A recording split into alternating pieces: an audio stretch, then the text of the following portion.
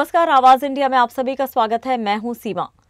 वसई की विधायक स्नेहा दुबे पंडित के नेतृत्व में हर्षला गावड़े, प्रवीण गावड़े, धैरेंद्र कुलकर्णी के नेतृत्व में पूर्व विधायक हितेंद्र ठाकुर के किले को भेदने के बाद बीजेपी ने अब महिलाओं को लुभाने के लिए 1000 प्यारी बहनों को हल्दी कुमकुम कार्यक्रम में आमंत्रित किया और साड़ियां बांटी। ऐसे कार्यक्रमों के आयोजन से महिलाएं घर से बाहर निकलने लगी हैं। वैसे तो भाजपा उन्हें आत्मनिर्भर बनाने के लिए काम कर रही है। विधायक स्नेहा दुबे पंडित ने कहा कि पालघर जिले में 1.5 लाख सदस्य पंजीकृत हो चुके हैं। वैसे अगर इसके पीछे की बात जाने तो बीजेपी ऐसे कार्यक्रम की आड़ में लोगों को बीजेपी से जोड़ने का भी बखूबी काम कर रही है। माननीय नरेंद्र मोदीजी, आपल्या देशाचे लाडके पंतप्रधान आणि महाराष्ट्राचे लाडके मुख्यमंत्री श्री देवेंद्रजी फडणवीस यांच्या नेतृत्वामध्ये जे महिलांसाठी धोरणं बनता आहे, महिलांसाठी योजना बनता आहे, त्यामध्ये त्यामुळेच या महिलांचा जास्तीत जास्त ओढा हा भाजपाकडे येतोय आणि त्यांनी हे दाखवून दिलेलं आहे गेल्या इलेक्शनमध्ये सुद्धा की त्यांचा पाठिंबा हा चांगल्या नेतृत्वावर आहे आणि त्यामुळे वसईमध्ये परिवर्तन हे घडलेलं आहे। आणि आता सुद्धा वसई, विरार, नालासोपाऱ्यामध्ये मोठ्या प्रमाणामध्ये भारतीय जनता पक्षाचे कार्यकर्ते, पदाधिकारी हे जास्तीत जास्त प्रमाणात हळदी कुंकवाचे कार्यक्रम घेत आहेत। कारण हळदी कुंकू हा कार्यक्रम महिलांच्या जिव्हाळ्याचा कार्यक्रम असतो। या कार्यक्रमाच्या निमित्ताने एक सर्वसामान्य महिला सुद्धा घरातून बाहेर पडू शकते, 4 क्षण ती सुखाचे, आनंदाचे ती घालवू शकते आणि त्यामुळे अशा कार्यक्रमांचं आयोजन केलं जातं। आणि मला असं वाटतं की भाजपाचं जे काही सदस्यता मोहीम आहे त्याला सुद्धा लोकांचा खूप चांगला प्रतिसाद आहे। या वसई विरार जिल्ह्यामध्ये 1 लाखापेक्षा जास्त सभासद भाजपाचे झालेले आहेत। आमचे जिल्हाध्यक्ष महेंद्रजी यांच्या नेतृत्वाखाली वसई विधानसभेमध्ये सुद्धा 48,000पेक्षा जास्त सभासद झालेले आहेत। 50,000चा आकडा आम्ही लवकरच पार करू।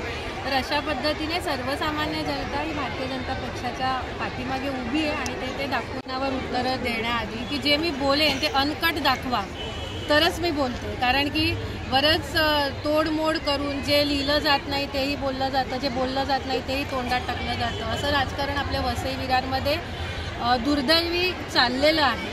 पण असो, मी लोकप्रतिनिधी आहे, मी सगळ्यांना उत्तरदायी आहे, मी उत्तर देणार।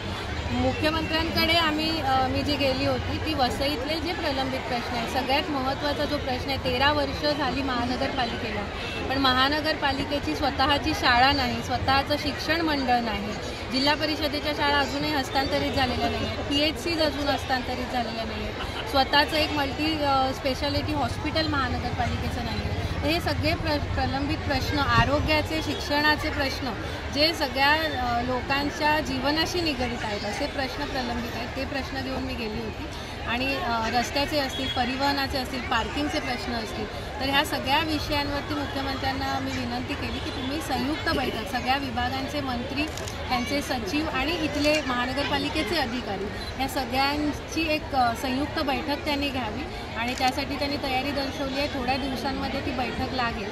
शिवाय आता जो काही ज्वलंत मुद्दा आपल्या वसई विरार नालासोपाऱ्यामध्ये आहे तो मुद्दासुद्धा मी मुख्यमंत्र्यांकडे घेतला। कारण सर्वोच्च न्यायालयापेक्षा कोणीही मोठं नाही आहे। संविधानाने सर्वोच्च न्यायालयाला सर्वोच्च स्थान दिलेलं आहे आणि त्या सर्वोच्च न्यायालयापेक्षा मी मोठी नाही आहे। माझी आमदारही मोठे नाही आहेत, आजी आमदारही मोठे नाही आहेत, ना कोणी नगरसेवक मोठा आहे, ना कोणतं आपण पत्रकार मोठे आहोत। त्यामुळे सगळ्यांना सर्वोच्च न्यायालयाचा निर्णय हा बंधनकारक असणार आहे, त्याप्रमाणे ती कारवाई झालेली आहे।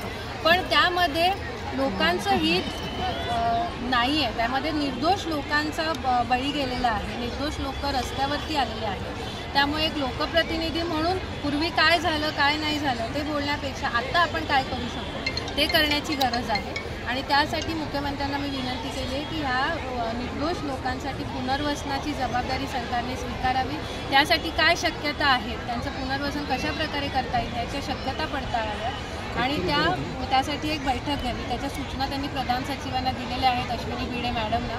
त्यासुद्धा ती मीटिंग लवकरात लवकर घेणार आहे, तिथून त्यांनी तसे आदेश दिलेले आहेत। आता पुढे काय होतं ते आपण बघू। फिलहाल आवाज इंडिया में इतना ही। नमस्कार।